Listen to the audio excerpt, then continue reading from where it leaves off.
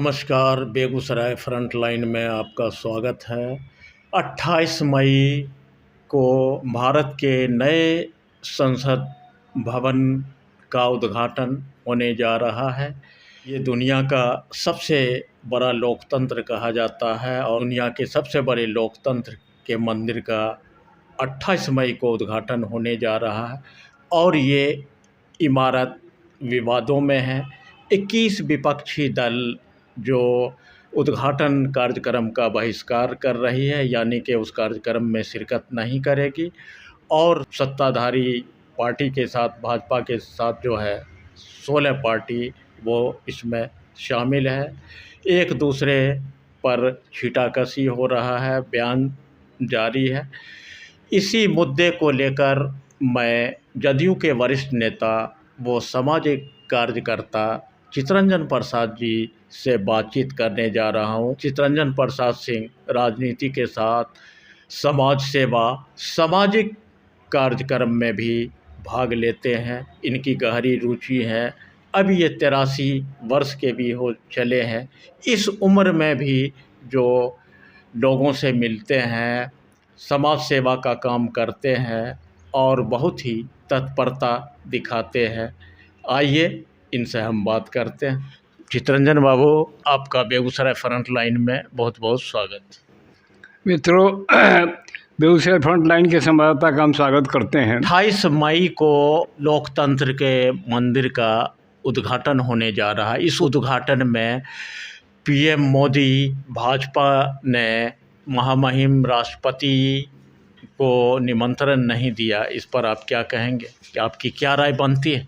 ये संसदीय मर्यादा का ख्याल करते हुए और दोनों सदन के, लोकसभा और राज्यसभा के दोनों सदन के सर्वमान्य राष्ट्रपति होते हैं, संवैधानिक पद है वो, और उनको आमंत्रण देना चाहिए था।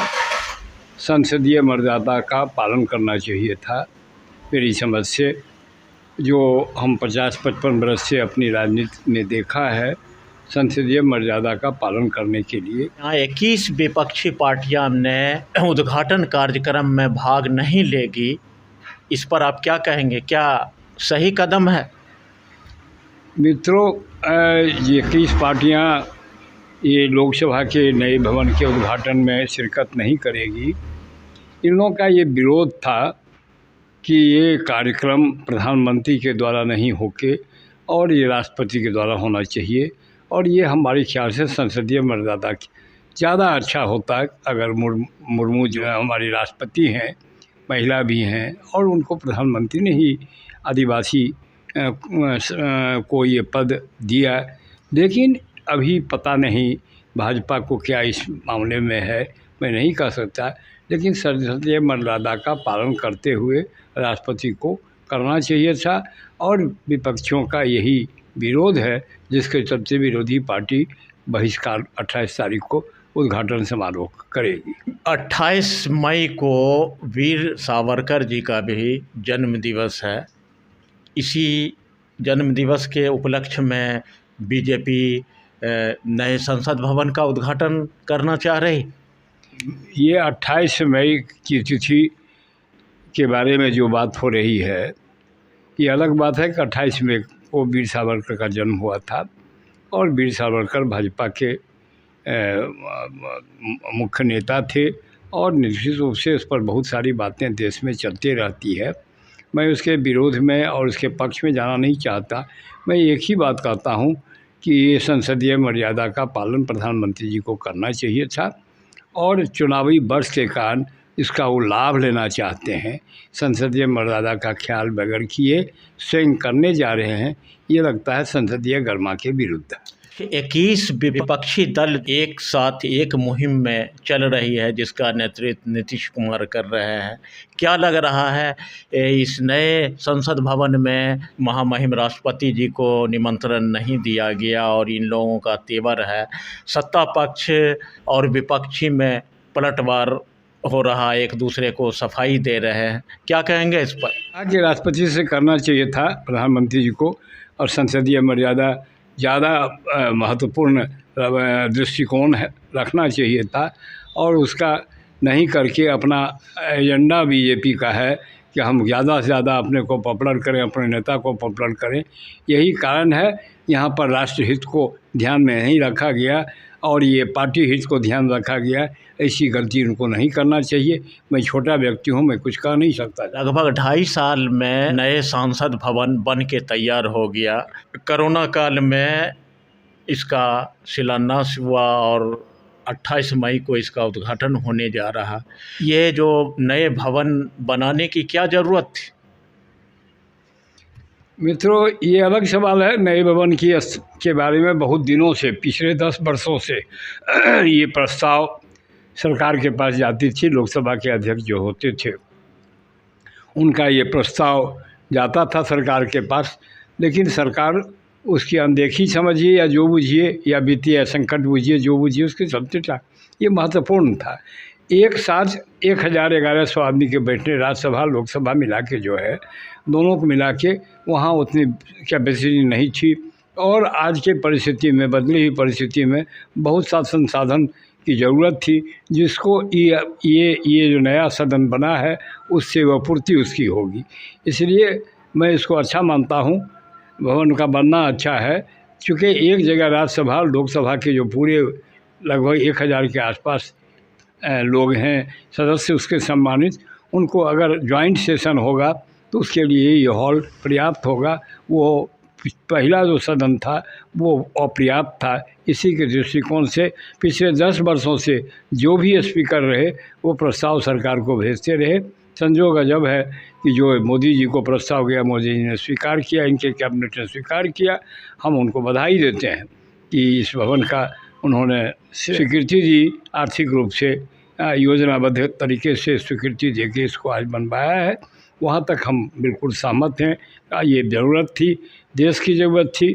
सबसे सर्वोच्च वो सदन है जहाँ हमारे चुने हुए प्रतिनिधि जाके देश के जनता के हित के बारे में सोचते हैं। वहाँ ये आवश्यक था और पिछले 10 वर्षों से उसके लिए कार्रवाई चल रही थी, जो नहीं हो रहा था, हो रहा है। मैं इसका स्वागत करता हूँ, लेकिन संसदीय मर्यादा का ख्याल करके राष्ट्रपति को बुलाना चाहिए।